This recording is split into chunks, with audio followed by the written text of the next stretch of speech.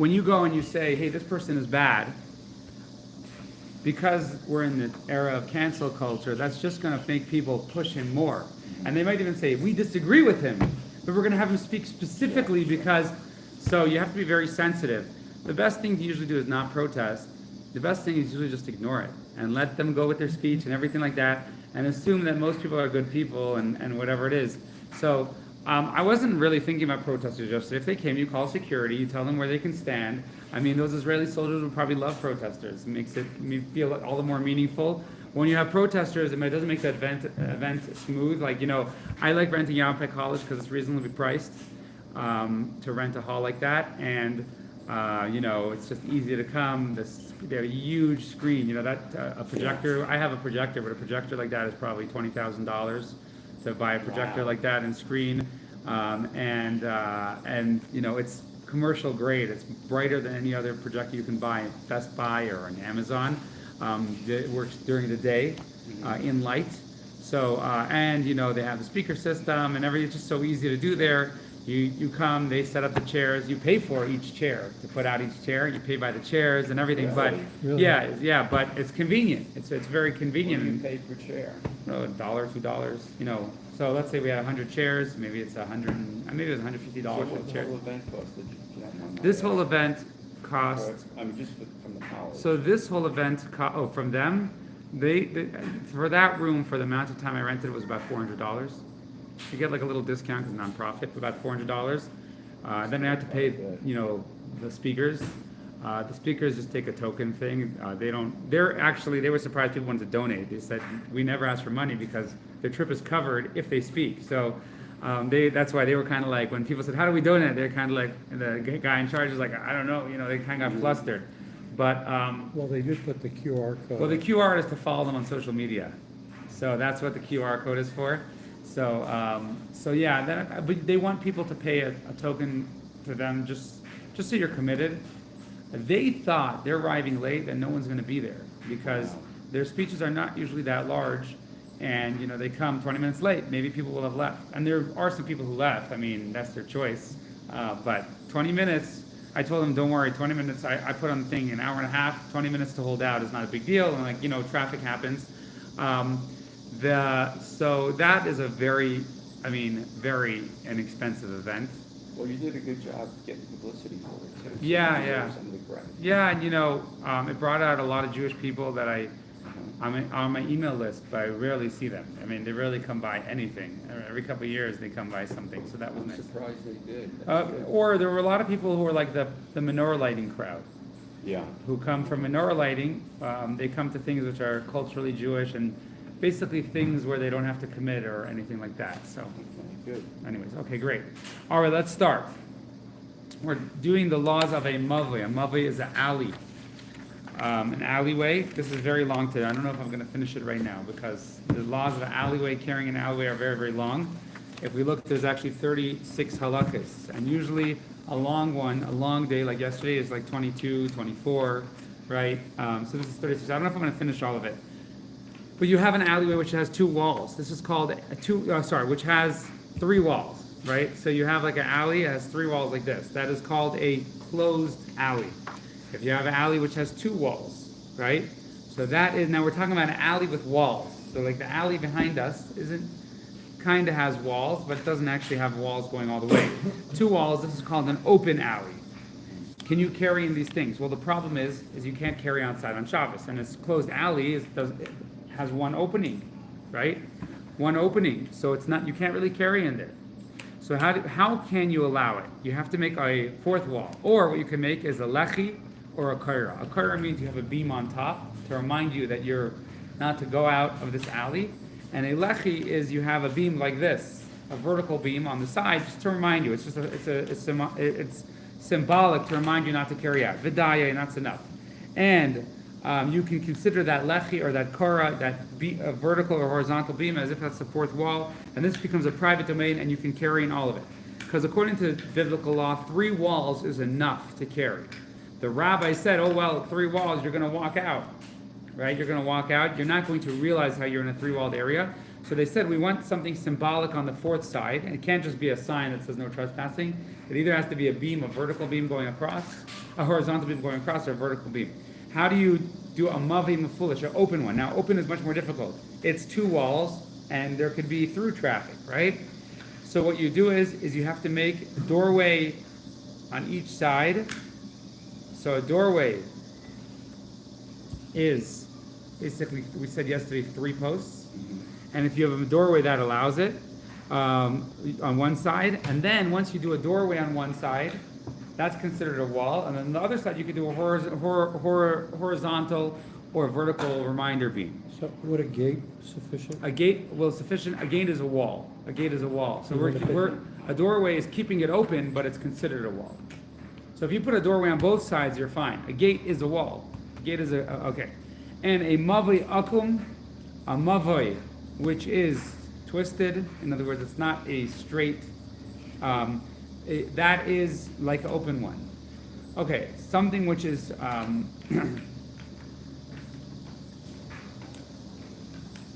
okay, a mavoi, a alleyway, which is number 4. I'm not sure what it is, Paul. An alleyway that is level inside, this is Dalit, right? Yeah. An alleyway that is level inside and has an incline leading to the public domain, or whose Okay. Yeah.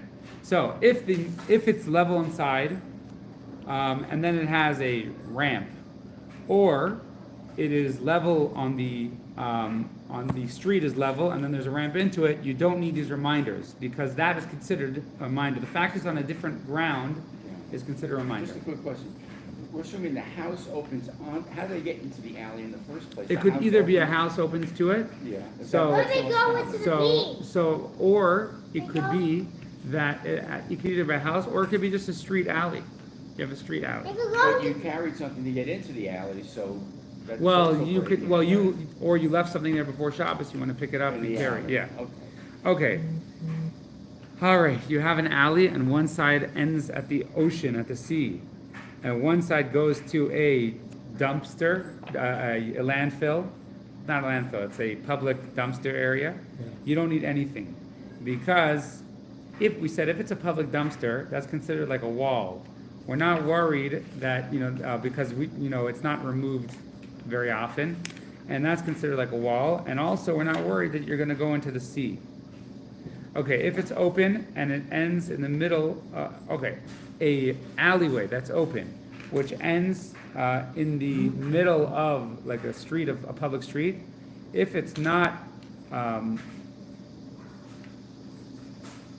what is that, Paul? An open, this is Vav, right? Yeah, An open alleyway that terminates at the center of a public square, a public area used by all surrounding inhabitants.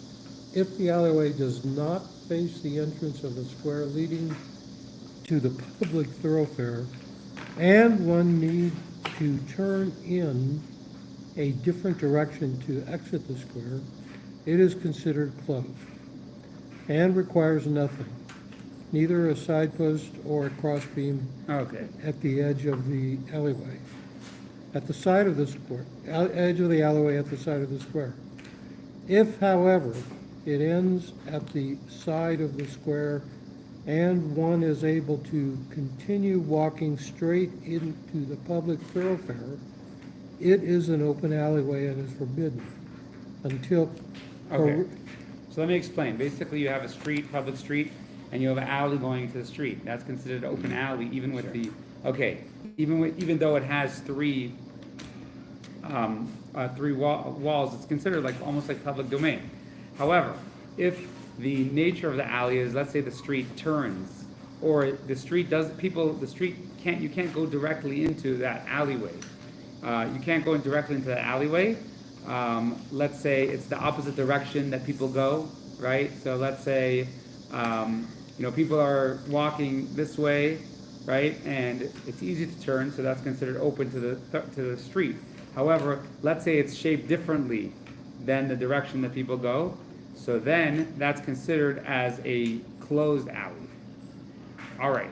Now we have the laws of the lechi and the kaira. The lechi is, again, a vertical beam that you put in the alleyway to close it off. You don't have to put a wall. And the kaira is a horizontal beam. If you have a alley, it's permitted with a vertical horizontal beam,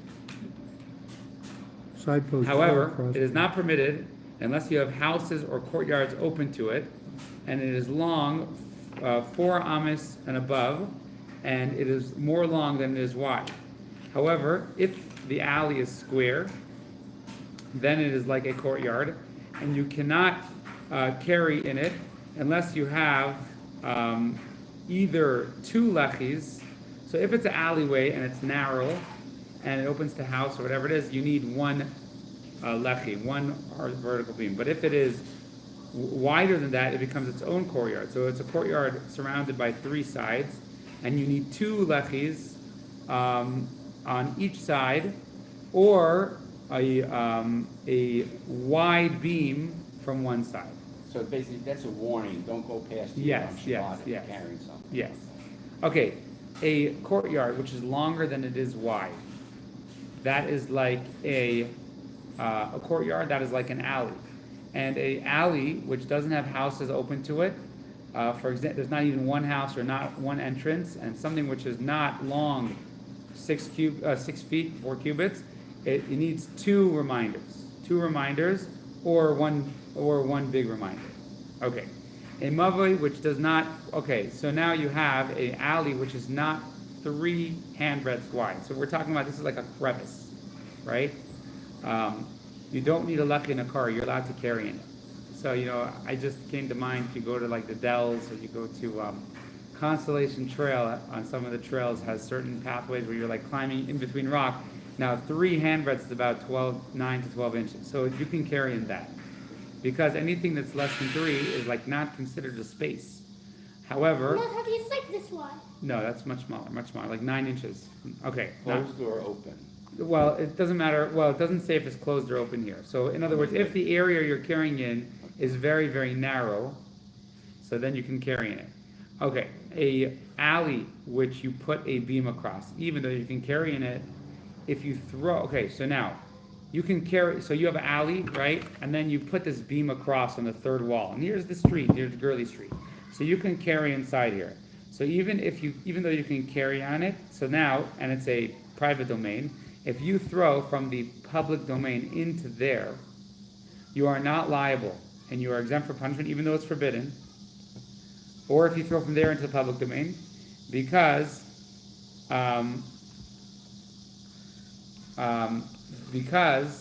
even though it's a private domain, the beam on top is a reminder, and therefore it's not a full private domain. However, if you put the vertical one, that's considered like a wall, and that's considered like a private domain, so you will be liable. So that's the difference between a vertical beam, the rabbi's version of the vertical beam, and the horizontal beam. You have 2 walls in a public domain, and everyone walks between them, right? Everyone walks between these 2 walls. How can you make them possible to carry?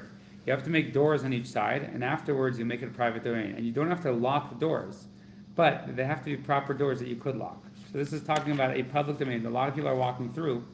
So a public domain, it's not enough to put these mnemonics, because it's a real public domain. That's what the Torah is talking about. If you put doors, people could walk through, but they have to be real doors, the Rambam says. But you can leave the doors open, but they have to be real doors. Then you can carry through them.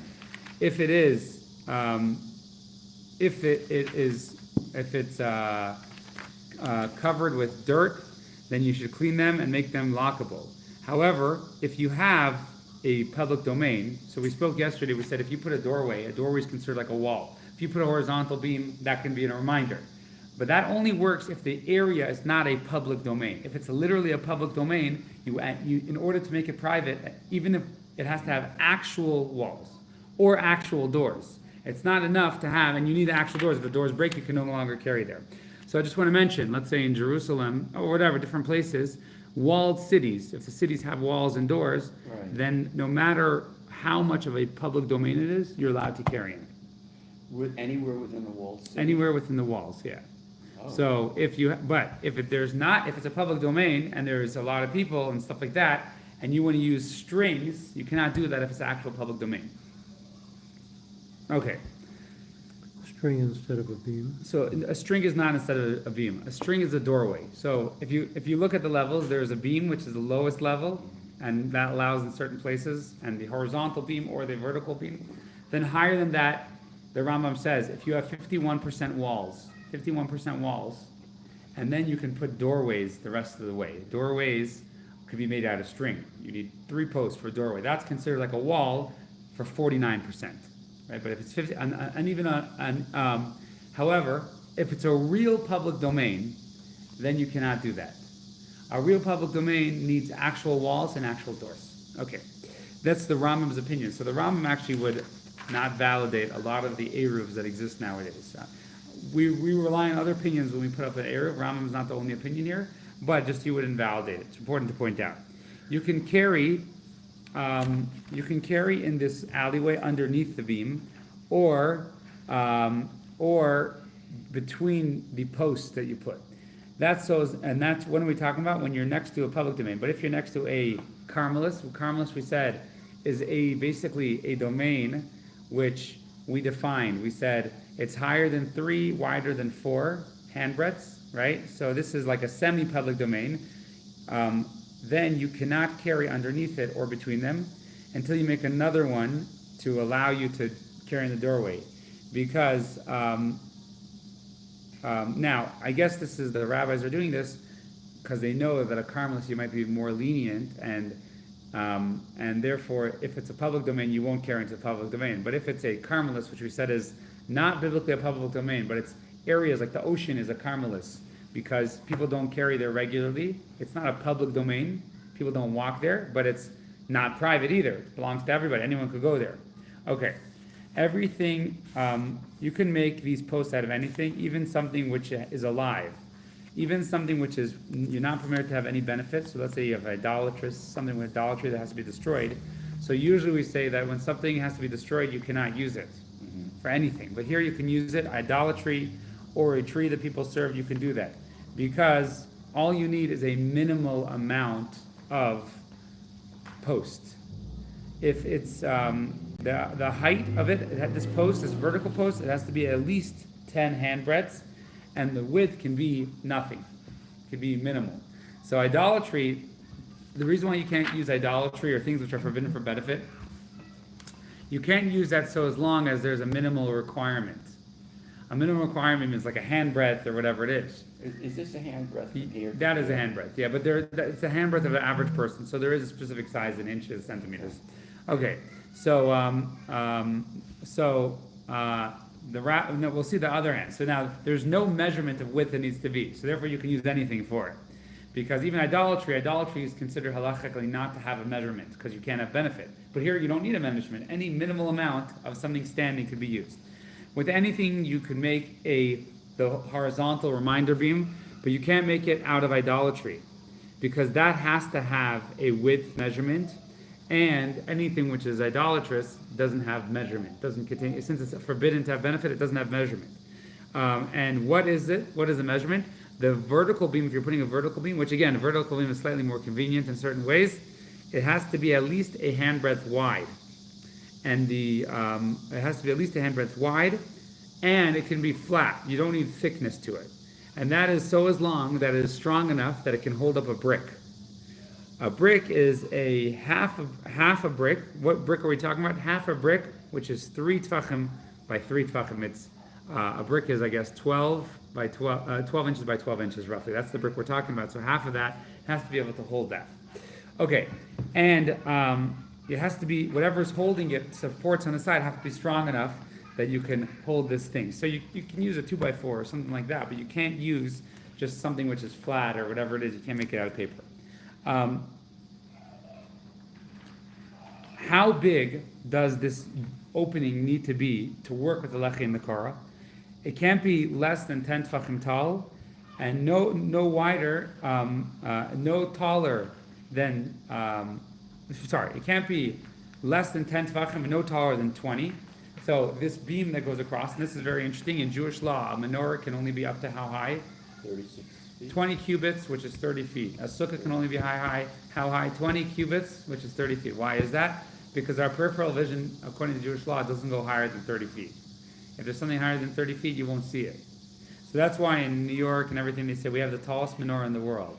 No one could ever make a taller menorah than 30 feet. right? It's not possible. That's funny. And no one can make a sukkah higher than 30 feet. Okay, the width can be up to 10 amos, 15 feet wide. So if it's more than 15 feet wide, this alleyway won't work. When do we say this? If it doesn't have a doorway. But if it has a doorway, even if it's 100 amos tall, and even if, or less than 20, or it's 100 amos, 150 feet wide, a doorway will help that. So if you have 3 walls like this and you put a doorway, that will help.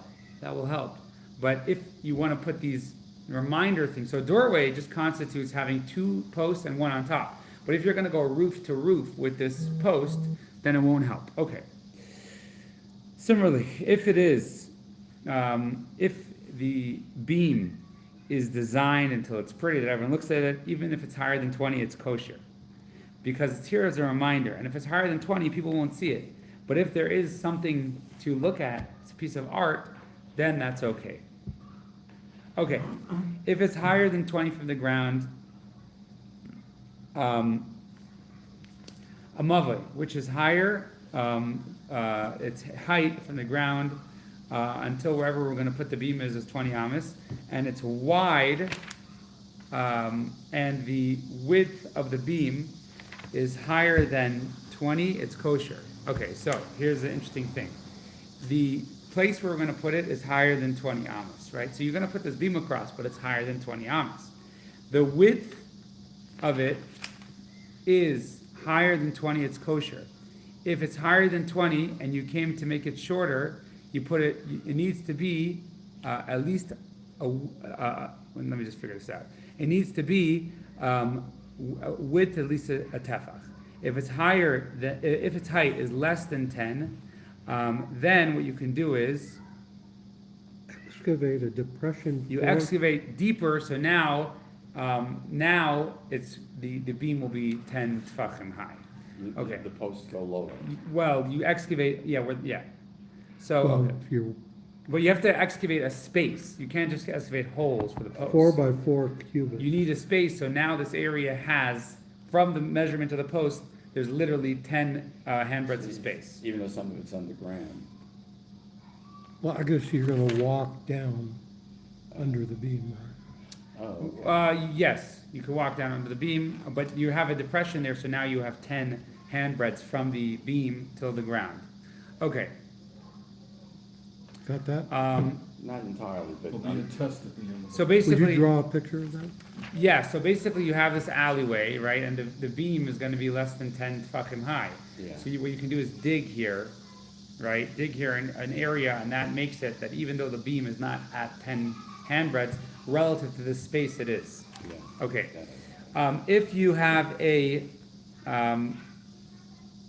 Wall that was breached on its side near the opening, okay, so now you have, one right? second. Yeah, okay, so now you have this mavli sasum.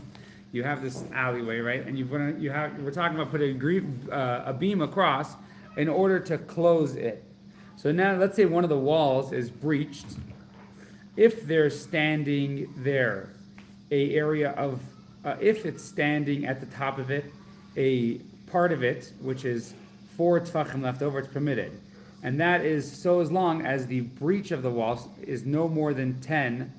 And if it's remaining, if there's not 4 left, unless the break is less than 3, anything less than 3. Okay, so the wall breaks here. The wall breaks here, so it's not, I guess, not a complete wall breached until the lechi or the kaira. So there's an opening here. So if it is,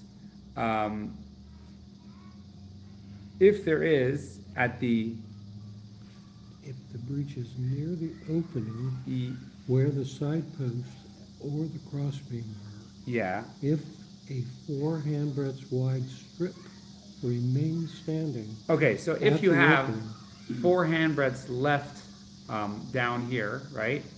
So now that will still be considered a wall, even though how big does a wall usually have to be? A wall usually has to be 10 handbreadths, we said, right? The wall has to be 10 handbreadths tall. So then it's still permitted to carry there. And that is so as long as the breach is not more than 10 handbreadths this way. And if it's not remaining, then it's forbidden unless the breach was less than 3, because anything less than 3 is considered as if it's not even a breach. Okay, if the mavoi, okay, if the alleyway is broken to the courtyard, and the courtyard has a, okay, so you have a courtyard here, right? And it's open to the courtyard, and the courtyard is open to the public domain, then it's forbidden. Because now this wall opens, so we said we have a courtyard or house, we have this 3-walled alleyway, yard, right? Garage, whatever. So if this breaks open, and now this is open to the public domain, you cannot carry there because now it is open. However, the courtyard could be allowed because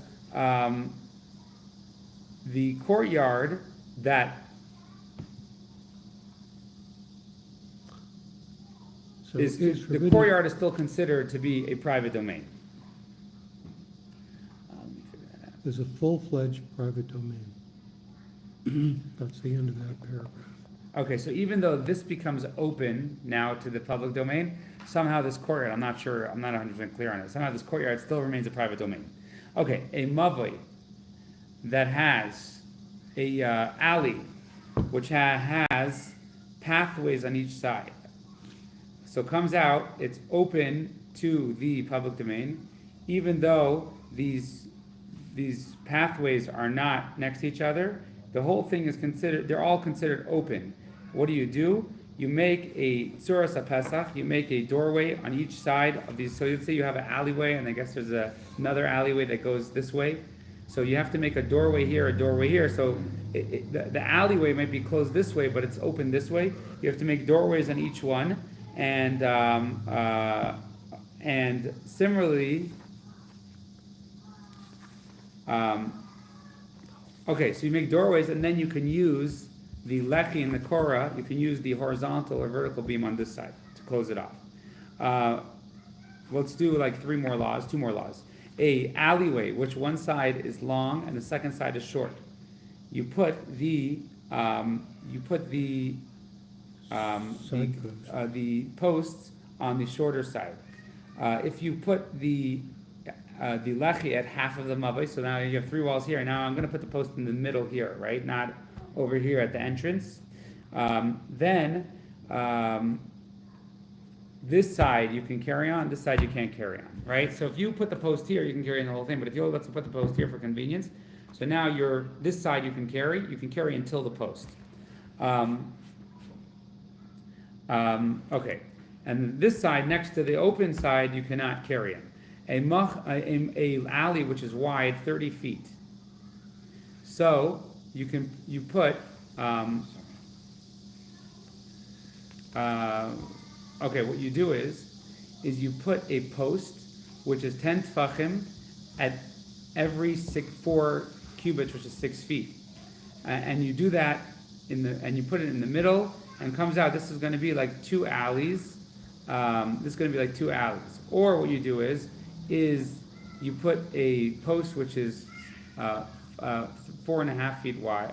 Which is 4.5 feet wide, and you leave 2 spaces here, 2 spaces here. And basically, if it's too wide, the alleyway is too wide, then people will use it as a public domain. So the reminder has to be bigger. Okay, this is the last one we'll do.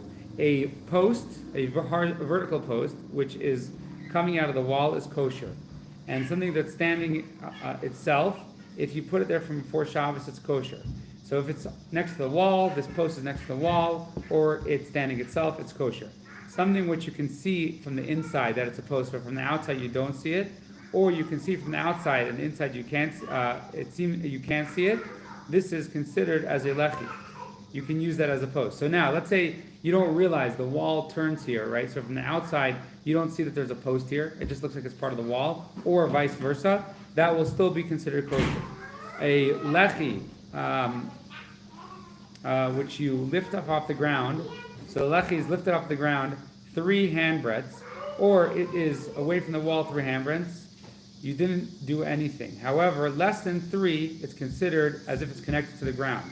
Something which is very, very wide, whether it's wide less than half the width of the alley, or whether it's wide, the half the width of the alley, this is kosher and it's called a lechi. However, if it's more than that, it's considered meruba ala paris, that's considered as a full wall. Okay, we'll stop here because we're already 30 minutes in. As you can see, the laws of the lechi are pretty difficult. So typically if you have an alleyway or something like that, which a lot of people do in their house, the best way to do is to put a doorway. Right, you want to put a doorway. It's much easier to do that than, but if it's right before, if you want to carry. So a lot of people don't know, if you have a yard and you want to carry on, you can't carry it on Shabbos unless it's fenced or unless you have a doorway and you have majority fenced, or unless you have 3 walls, and if you have a roof, that can help. If you have a roof, that can help. If you have a, you could technically put this beam across, but again, you need 3 walls. And if it's 51% walled, which sometimes is practical, like you might not have a fence at your house, but you might have your house like this, a wall, a fence next door from the neighbor, and a little bit of fence from this neighbor, right? So then you can close your area off, so as long as it meets the requirements, either with the lechi or the horizontal beam, because you're 51%, or you can put doorways. We used to have doorways in front here. I used to have these string doorways in front there so people could carry outside on Shabbos. What happened was, I don't know, someone broke them or something like that, or stole them or whatever it is. So I just never put them up. Usually cars can be considered as walls. A doorway can simply be made as 3 temporary beams. Beam like this, beam like this, beam like this. And they can only be up to 15 feet wide according to the Rambam. And they can only be you can only leave breaches of 15 feet. If there's an open breach of 15 feet, that makes it not kosher. All right, let me find the other 2. I have 2 other copies of this. Do you have yours, or did I? Is it, Yes. This one? Yes, that's the one. Do you have it? No, I think I took them. I have to leave, Oh, unfortunately. okay. The Let me. electrician showed up already. Oh, okay, great. Let me find. I know I have another one. what, The electrician showed up at Ivy's house here. already. already? Yeah, not supposed to be there till 11. Okay, let's go. Yeah. I'm sorry. All right, so this is what we explained last week. This is actually a very important talk. See you tomorrow, David. Oh, right. Good luck. Let me know Okay. what happens. So here's what we said. I'm hoping it's not too much. We said last week that the law is that on Shabbos, when Rosh Hashanah falls on Shabbos, you don't blow the shofar. Right.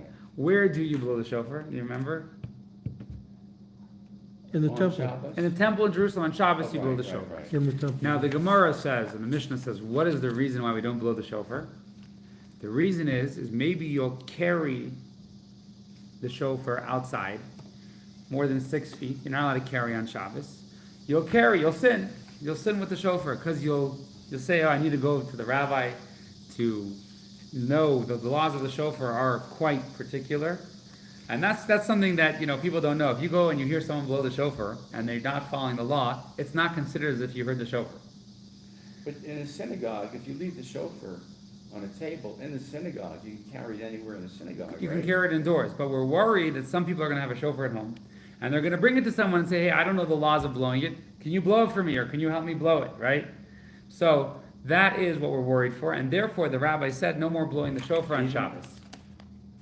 You have a shofar here, we're inside, you can't blow it. Because maybe another guy, no one's allowed to blow it, because maybe another guy somewhere, if we allow shofar on Shabbos, he will end up carrying it Outside or outside. of He'll the carry it outside of the house. house. Okay. So that is the rule. They'll bring it from home to shul. Or he'll bring it to someone and say, hey, I didn't hear shofar No, I today, can you blow for understand what me? you're saying, but it seems to me, Well, that's, with that type of thinking, you could prohibit many, many more things. so we from actually happening. prohibit lulav and esrog. We don't shake lulav and esrog when it falls out on Shabbos, except in the temple.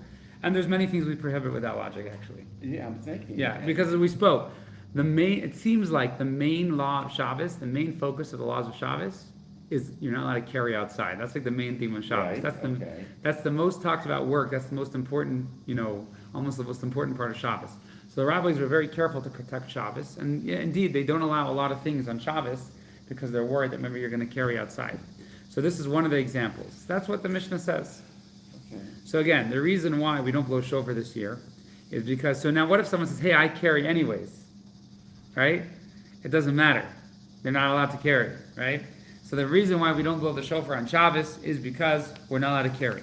In the temple in Jerusalem, they had shofars. There's one place we know, they have a shofar there. They're going to blow it in there, right? No one's going to bring their shofar to the temple because the shofar is blown in the temple by the temple. Sure. So they said for that one synagogue, that one place, we allow the blowing of the shofar. So we quoted the question that's brought in a lot of different sources. They say, how could it be, or shofar is so central to Rosh Hashanah, it's the only positive mitzvah of Rosh Hashanah besides sacrifice to hear the shofar. How could we take the central thing away? Like, Right, it's right. true, the rabbis have a logic in taking it away, right? They have a logic in taking it away, and the rabbis will deal. Yes, we're worried that a Jew is going to sin, right? But how, in other words, we're not asking how could they take, how dare them? We're asking like, how could it be the reality where we don't have shofar on Rosh Hashanah? So we spoke about how Rosh Hashanah, the shofar, symbolizes the theme of the day, crowning God as king, and we brought all these sources, these ancient sources saying that when we blow the shofar, that's a declaration that we want God to be the ruler of the world. We want God to be our king. So how is it possible to not blow shofar? So we explained that God is king. God is king. He's the creator. What do we do on Rosh Hashanah? Rosh Hashanah, we declare that we want God to be king. And that arouses God to want to show his sovereignty. And not just, in other words, we're not just living a relationship where it happens to be God is the king and we're living our life and he's living his life as king, so to speak. We're showing we want God to be king. That arouses God to want to be king over us, and that creates a relationship with us in the world. So when we're praying on Rosh Hashanah, we're saying, God, we want you to show that you're sovereign this year because we want you to want to be sovereign, right? That's what we're saying on Rosh Hashanah. And that's what we do by the shofar. Now, we said we're arousing God's pleasure in the world. In other words, God didn't just create the world. God has pleasure in our purpose. We're living purposeful lives, like we mentioned last night, and God is proud of our purpose. That is called God's pleasure. On Shabbos, God has pleasure already in us. And on Shabbos, we have pleasure in God. On Shabbos, we leave the battle of the world, even if at the cost of money or whatever it is. And we go and we turn to God, and God turns to us on Shabbos. So they've explained, here you have Shabbos on Rosh Hashanah, which Shabbos shows God's pleasure, and God rests, and he's able to focus on the purpose of the world more than the world itself. And we also rest. So we already have God focusing on expressing his pleasure and his joy in the world. We already have that, because it's Shabbos. And therefore, we don't need to blow shofar to arouse God to turn to us. Right? So that's what we said is what they explained. So actually, it's really beautiful, and I actually realized last week, even though I've studied this many times, that if you break Shabbos, when Shabbos is in Rosh Hashanah, you're actually going against what Rosh Hashanah is and what Shabbos is, right? Because the Shabbos on Rosh Hashanah is the shofar of Rosh Hashanah. So if you will carry a shofar on Rosh Hashanah, you'll be going against the shofar sound, so to speak, that exists on Rosh Hashanah itself. So that is what we explained. But we asked,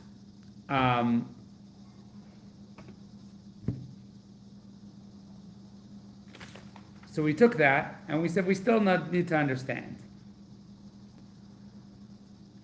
That is all good, that God has pleasure in us and in creating the world on Shabbos, the day of Shabbos, such a beautiful day on Rosh Hashanah, so we don't need to blow the shofar. But there's another aspect on Rosh Hashanah. Rosh Hashanah is God becoming king and wanting to be king, and we arouse God's will to be king. We're saying, God, we want you over us, we want you with us. So God already has that. But what about the fact that Rosh Hashanah is the day that Adam was created, and us arousing it?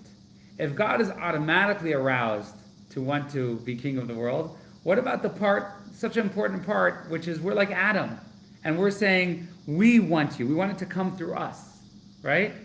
How do we get that in Rosh Hashanah? How do we lose out on that in Rosh Hashanah? So what the Rebbe is going to explain here is the Rebbe is going to he's going to go into how really this when Rosh Hashanah falls on Shabbos, it's like one of the greatest types of Rosh Hashanah. So we're at chapter 3 on page 8. We're going to go into in depth what exactly shofar is and what exactly Rosh Hashanah is. Now, interestingly enough, the Rambam in the Laws of Repentance, so we studied it here, he says, why do we blow the shofar? He said, there's no reason. That's what God says. It's a mitzvah. He said, but even though there's no reason, there is some symbolism. Don't think the mitzvah is for the symbolism. That's a mistake people make sometimes. They think because we have some kind of reason brought in mysticism, that's the reason we do it. No. The real reason is, and that's why it's so important when you hear shofar, it has to be done. I mean, a lot of people don't know that if a shofar is blown by a lady, it's not kosher, right? In Jewish law. If it's blown in the wrong way, it's not kosher. If you only hear half of it, you didn't hear the shofar, right? So now we're going to understand the shofar, what the shofar signifies and Shabbos signifies in our service. Havayda the shofar. We mentioned earlier the Talmud says, declare me as king, and how should you coronate me? With the shofar. Hi inyan habitel. What is declaring God as king? This is a word in Hebrew which I never seen translated well. Bittel. Bittel means self-nullification. Bittel, yeah. And the whole Tanya, the whole Hasidism is that we should have no feeling of self. We sometimes think that we get closer to God and we become more righteous. A lot of times we're feeling ourselves more. Mm-hmm. Really, the way we get close to God is we remove ourselves more. So, the way we make God coronate God is we say, we're nothing and you're everything to the king. We're dedicated to you. When we tell God, we will follow you. When we tell a king, as we spoke at the times of the purpose of the king, with King Saul, when we tell a king, we will follow you, we will dedicate our lives to you, we dedicate our lives to God. That's a physical king, automatically. We dedicate our whole life to God. And that's the idea. And that's what makes a king want to be king. He wants to be king when he has devoted followers. And we're not talking about a dictator here. We're on page 8, right? Page 8. Yeah, Second half. Right. that's right. Yeah, here. So we're in that paragraph. Shabbos is also tied with self-nullification.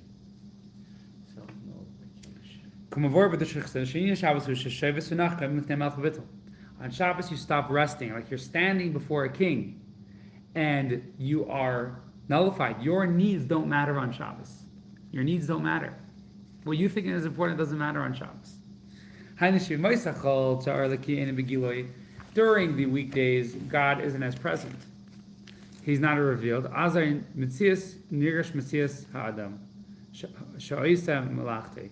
You feel your entity, your identity, and because you're doing work, you're serving yourself with work, right? Even if you're serving with God, you're asking yourself, what needs do I need to take care of? Shabbos is the holy day which God made. He made it holy. God says, this day is holy. Put your needs, put your identity aside. You have no identity on Shabbos. Your identity on Shabbos is that you're a Jewish person resting before God, standing before God. That is what Shabbos is. Do not lift your hand. Your needs are not relevant. Your identity is not relevant on Shabbos.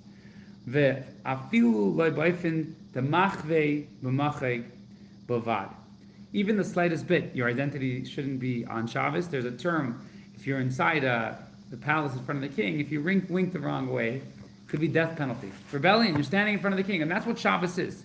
Shabbos is so important, your identity doesn't matter. Now, in Hasidism, we never want, and this is something different in all sects of Judaism and Chabad Hasidus, we don't want any identity, self-identity. We don't want any needs. We only want to do what God wants. When we eat, we don't need to eat. If God tells us in the Torah to eat, then we'll eat, right? That's the ultimate. That's a tzaddik. A tzaddik has no identity. We naturally have an animal soul, which is all about identity. But even on Shabbos, our animal soul has to be put to sleep, right? We need to realize that we're standing before God. No work, even the slightest bit. So from this we can understand the lofty nature of no identity which stands on Shabbos. I had this rabbi, and he was very fierce, very violent, very teacher. He's a legendary Chabad teacher. But I'll never forget, on the Hasidic shows, there was a tradition to throw beans on Tisha B'Av. Beans. They would throw beans on Tisha B'Av to remind people, hey, stop being so sad. And in his show, it was mainly kids doing it, and the kids would throw him with beans during Tisha B'Av while he's reading the Kinnos. And he would just totally not mind at all, almost like he deserved it. And I felt like, wow, this is like he at that moment he like totally put his identity aside. He was usually a very strict, and he felt like he has to be strict to run the school, and maybe it wasn't even his own identity. He had to be strict to run the school. But I just remember the kids were throwing beans at him during the prayers. Could be so disturbing, and he was totally like unfazed at all. Okay. Even though Shabbos is related to self-nullification, because we put our needs aside, we put our desires aside. Shabbos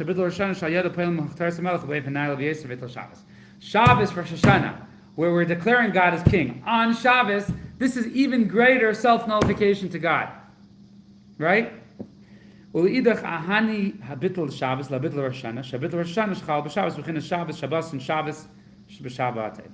Shabbos has already the self-nullification to God, and Rosh Hashanah strengthens the idea of Shabbos.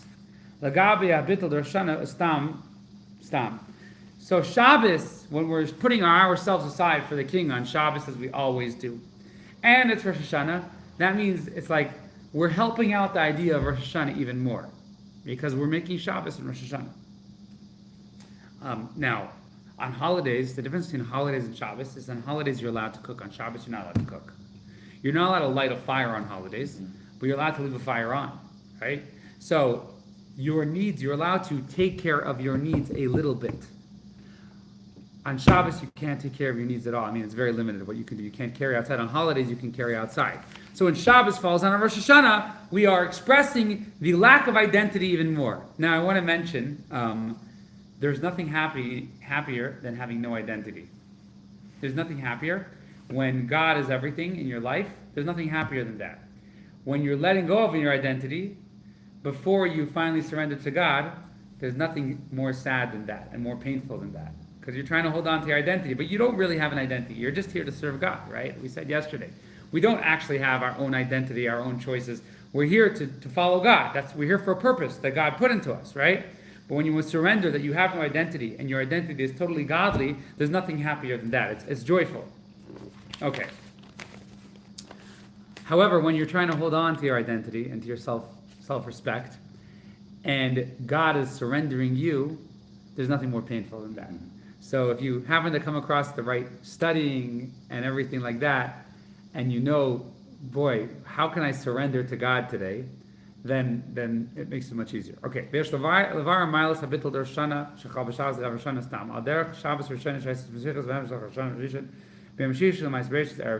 going to explain this idea, the superiority of Rosh Hashanah, which falls out on Shabbos, where we have a stronger sense of bittul, self-nullification, relative to the Rosh Hashanah of an ordinary year, by analyzing the first Rosh Hashanah. The first Rosh Hashanah was on Friday. Right? It was on Friday. Adam was created on Friday. Right. So right before Shabbos. Even though on Friday, Adam caused nullification to the world.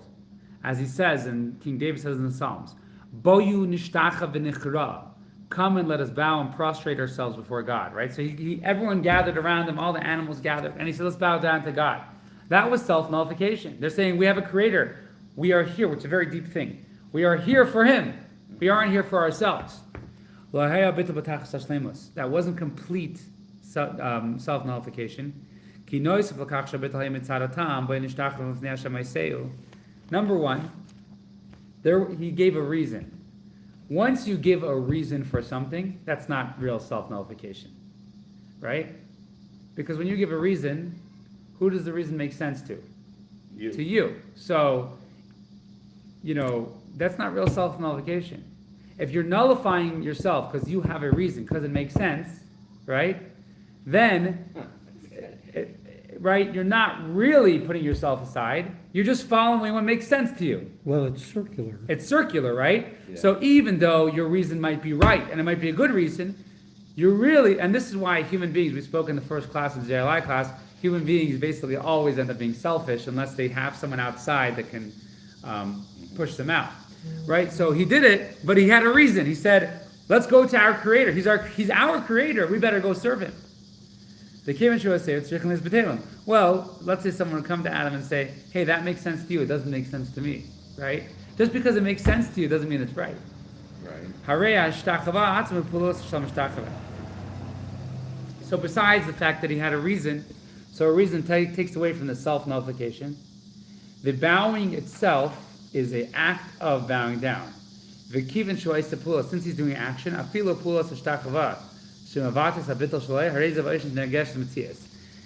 nullifying myself to you, therefore I'm going to do something for you to show that I don't have any identity, God. Oh, really? You think if you wouldn't bow down to me, you would have an identity? You think if you wouldn't bow down to me, you wouldn't really have no identity and you wouldn't be totally, right?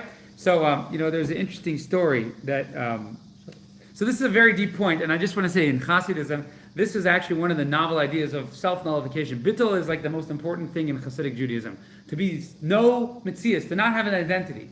That is the greatest thing you can do. Not have an identity, your identity is God. So here, I'll share a story that one of my teachers used to say. So there were these two guys who, in Russia, communist Russia, they went to a Hasidic gathering, and they were talking about you have to put yourself aside and serve God, whatever way it is. No identity. Anyways, they were walking on the street, they were a little tipsy, it was past curfew, and a communist guard came to him and said, Kato idiot, who's walking? So the student said, Bittul idiot. Bittul means self-nullification. He said, Bittul is walking. I'm nothing. Nobody's here. Nobody's here. And the officer let them go. Right, Bittul idiot. But is it really possible? So one of the students said, oh, you think you're so batal? You think you're so self-knowledge? Even if you wouldn't say it, you're nothing. You're nothing. The famous joke, is it really possible to do it? Well, we can realize that regardless of what we think about ourselves, we don't have an identity, right? So here what we're saying is, Adam is saying, let's bow down to God and show we don't have an identity. You think you're bowing down? Oh, now look who doesn't have an identity. It's almost like the joke with the rabbi and the chazan. They're saying, well, I'm nothing, I'm nothing, I'm nothing. Then the president of the shul says, I'm nothing. And the rabbi says to the chazan, he says, look who thinks he's nothing, right? So there's a deep idea in that joke. But to do that, you would have to deny your own consciousness. I mean, being conscious means you know you're a person. To let go of all of that. Yeah, you have to let go of that. I mean, you would have. It doesn't mean you don't think. It just means that you're aware that there is a reality outside your thought. We say, I think, therefore I am. That's incorrect. Actually, God created you and therefore you think. Your thoughts don't make you right. Just because you think something, it may never be right. It may never be truth. Our minds may never get truth. They might never get truth. And that's something we need to admit. So yeah, it's a hard? Well, it's hard because we have animal soul and naturally we would think we're everything, right? Naturally we think, but we can work on ourselves a little bit. Okay, so, yeah. Just one thing. You had said that the Jewish definition of humility is the total devotion to God. Correct. Subservience So, to God. so Moses had zero self-identity. Moses had zero self-identity. Regular people, this is what we battle our whole life. We usually don't, when Mashiach comes, we won't have any identity anymore. Our identity will be God's people. We'll feel that we're God's people. It's not that we won't exist. We'll just realize what we really are. But is total humiliation in Judaism the same as self-nullification, the same as total loss of identity? No, so this is the key with Moses. Someone once came to me and they said, okay, this is the key with Moses. Moses had no identity to himself. He had no identity to himself. In other words, Moses knew he could do a lot, but he just knew that, no, it's really God doing it through me.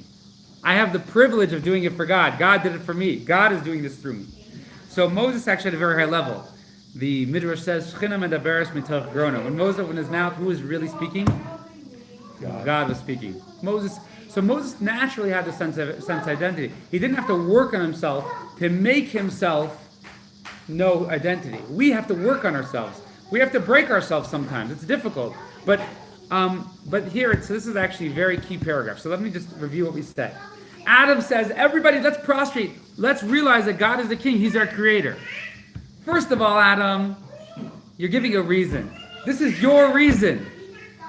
So self-absorbed. A reason to prostrate Yes. himself. Yeah, he's giving a reason. It's based on your reason. You got to do it even if you don't have a reason.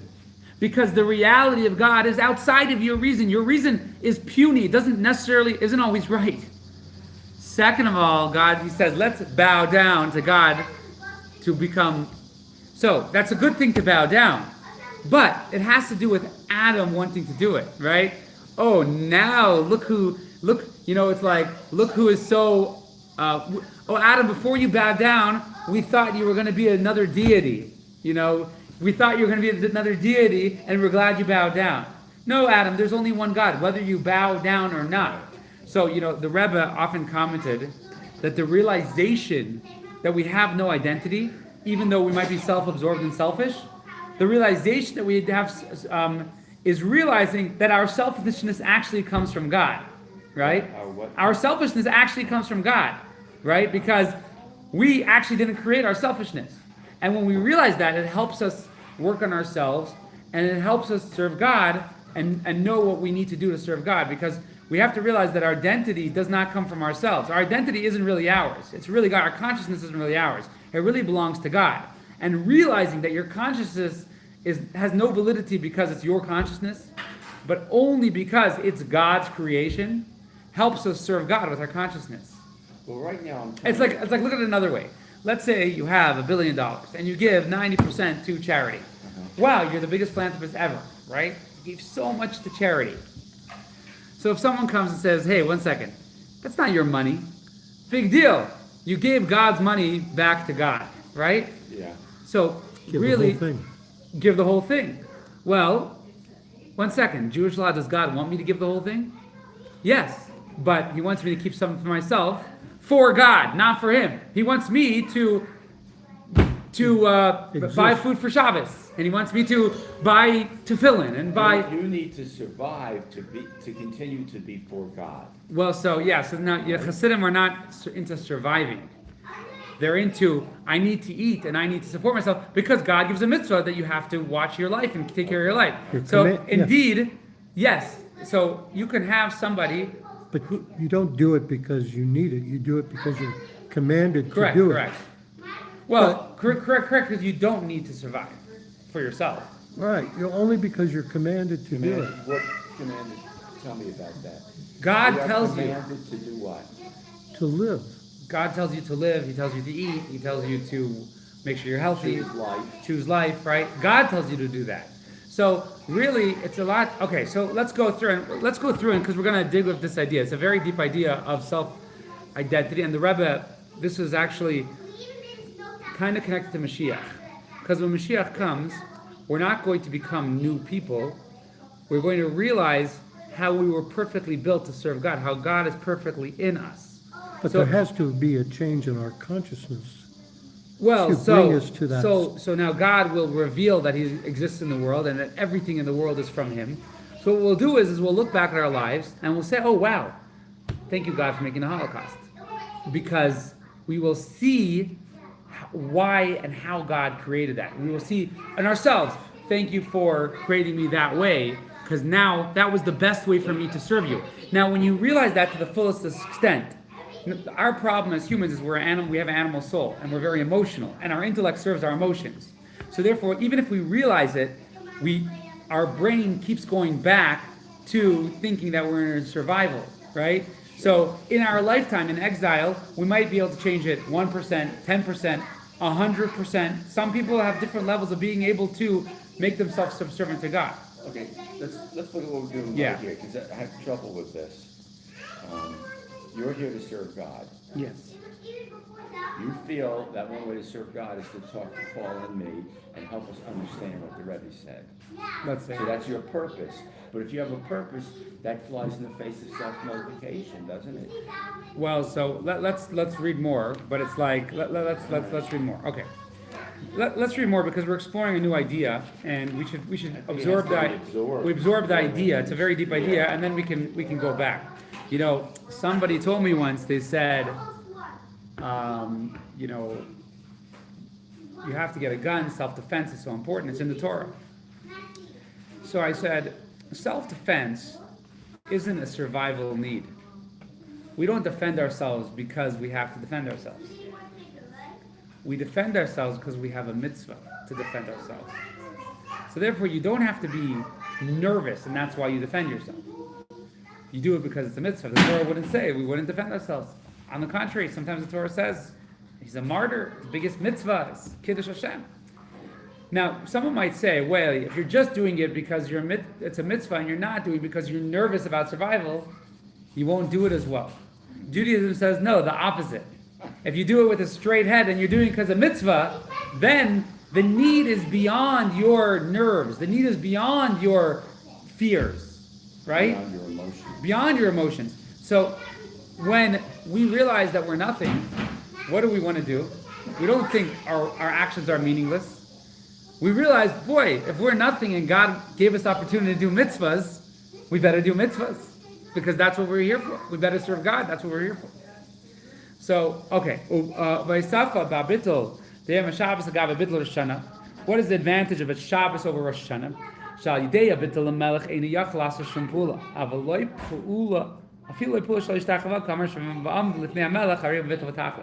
Shabbos is the day where Shabbos comes from God. The whole world, God rests in His creation. And we get to rest as well. But essentially, the world is in a state of subservience to God. That's what Shabbos is. We might tap into it, might not. We don't declare Shabbos Shabbos. God declared it Shabbos. Right. Shofar, we blow the shofar. That's like bowing down to God. Shabbos, we realize that there's nothing except God. Right? Shofar is like Adam bowing down. It's an action. It's like we're saying, wow, God, hear us out. We're declaring you as a king. It's such a great thing. We want you to be king. Oh, God says, oh, thank you so much. You want to be the king over you. Shabbos is where God says, you are under me. I am the king over you. Right? That's what comes on Shabbos. There's no action on Shabbos that declares Shabbos Shabbos. Shabbos, you don't work. Shabbos, you show that you are subservient to God. You don't have a self-identity on Shabbos. Let's explain. So we're going to explain this idea of self-nullification in two ways. Oifenal, sha'adam avatal satzim ois nashur tzena kadosh baruch hu ad shekol mitzvusei ela eved melech. K'may eved shekol mitzvusei hi mitzvus adam. Aval af al pi kein kiven sheyeshna avodah shel bittul shenais la'idei eved negesh mitzvus shel eved. Ba'ofen habesh ba'am lefnei melech ba'ofen shemitzvusei negesh klal ad kidei kach. Shlo yishayach lem shu batal al melech kevan she'ein mitzvus chutz mehamelech bittul b'tachlis. The first way is like you're a servant. You're a servant, you're a slave. You're a slave of the king, a servant of the king. Your entire existence is you're owned by the king, you have to serve the king. Nevertheless, when you perform for the king, you feel my identity is following the king. The second way is no, you have no identity. You can't even say that you're subservient to the king. You don't have an identity. You are totally one with the king. Okay, so let me give you an example that I heard about this once. There's a parable one of the famous teachers in Chabad used to give. He said, you have a king. A king has a crown. What does he do with the crown when he goes to sleep? Puts it on his night table. Puts it on his night table. He puts it on a hook on the wall. He puts it on his night table. Let's think for a second. It's on the night table. Maybe it will fall. No one's watching it. Why doesn't he put it on his slave? Put it where? One of his servants. Let one of his servants store it on one of your servants' heads. Right? He's a servant. He belongs to you. He's property. Let it put it on his head. Why? Because the servant wearing it, he's not a night table. He has an identity. Maybe he's going to think he's the king. He's going to feel honored. Maybe someone else will think he's the king. He has an identity. The night table has no identity for itself. It's doimim. It's inanimate. Right? So a servant serving God, who's doing a great job serving God, he has an identity. The reality is we don't have an identity. We don't have an identity to ourselves. We're only God's followers. Everything that we have, our consciousness, our mind, our heart, everything is just created by God for God. So now let's finish this paragraph. Explain a little bit more. We know the tremendous mitzvah of self-sacrifice, sacrificing life for God. Yes, Mesiras Nefesh Ba'ofen sheneis l'kach shemei b'mesich shebeish v'lo kadosh baruch hu tzarich limsor nafshe Mesiras Nefesh atmehi ba'ofen sheniger shemei Mesiras nafshe l'kadosh baruch hu. Yes, darganailis yeser shalei shach kres Mesiras Nefesh kiven she'em Mesiras shel Nefesh shemei Mesiras l'kadosh baruch hu ki im hakadosh baruch hu levadei. There are two types of sacrifice to God. One of them is you understand how important it is to do this mitzvah, and you're willing to give your life for God. Right? The second one involves a person who's aware that he's sacrificing his life to God. He is conscious of the sacrifice he is making. V'yesh darga nailis yoser. There's a higher level of self-sacrifice that we can't even use the word he's giving over. He does not feel the independent existence of a soul that is being dedicated to God. All that is felt is God alone.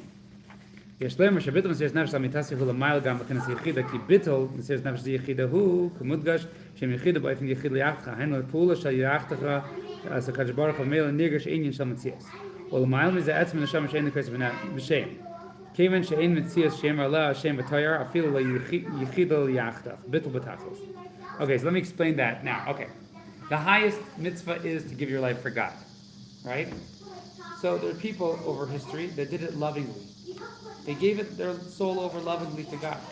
They said, this is the most important mitzvah. Look at this opportunity. They danced into it with joy. Someone's taking my life, I will dance into it with joy. So that is them giving their lives to God. And they feel, wow, I'm doing this, giving their life to God. The Rebbe says there's a higher level of giving your life to God. You don't even feel you're giving your life to God. It was never like there's your life and you're willing to die for God. You don't have a life. Your life is God. You're just fine. So I'll give a couple stories to illustrate it. So again, let's just analyze it. One person, he's having Mesiras Nefesh. It was a question, should I give my life or not? And he's saying the most important mitzvah is to give my life. So he's making a transition from self to the mitzvah. Right. The Rebbe says, at a higher level, there's no reality out for you. There's no reality of your life. Your whole life. So,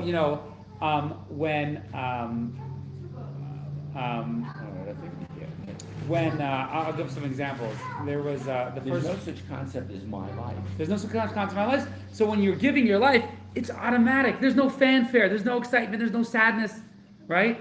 It's just me. The same way I served God yesterday, today He wants me to give my life.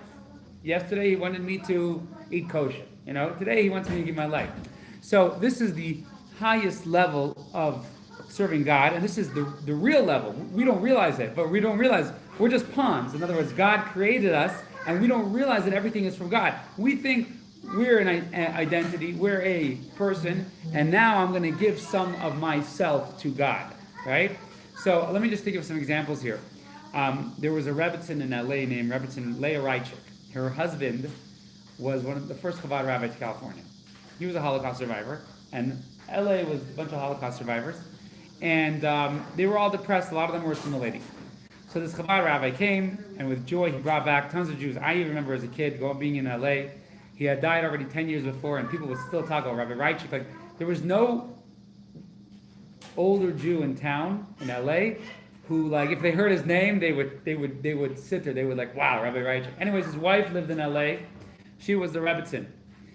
And it was a tremendous self-sacrifice. I mean, they came to LA. They were extremely impoverished, poor. They had no furniture. They didn't. I mean, it's a Chabad rabbi, one of the first Chabad rabbis. He's coming there with no agenda, and it was extremely, extremely difficult. I have his biography here. Fascinating personality. And he built up. He'd never had a shul of his own. He was not a pulpit rabbi.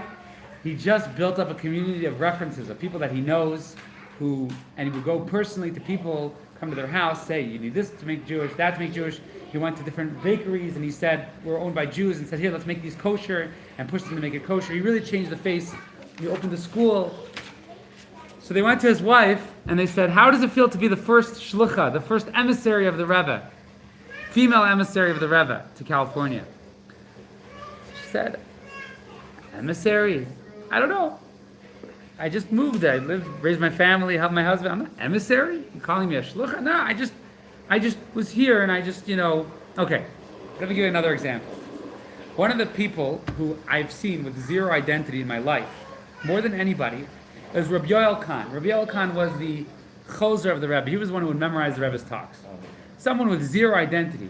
He was, in his mind, he was constantly, always just trying, zero identity. He wanted no honor, no self-respect whatsoever. However, okay, so when Rabbi Steinsaltz passed away, I spoke about this on Shabbos, I think this past week.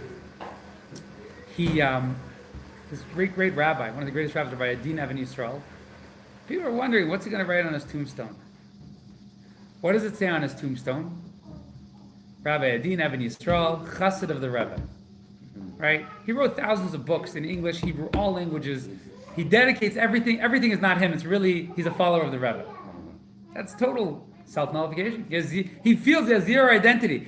He credits all his work to the Rebbe. He did so much work, but he credits it. The Rebbe inspired him and pushed him to do it. It wasn't me. I would never be able to do it without the Rebbe.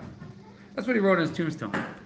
That year, Rabbi Yoel Khan passed away. Now, Rabbi Yoel Khan is someone who I have never seen someone with zero identity. What is he going to write on his tombstone? Anyways, he had a long tombstone with everything he did. Right?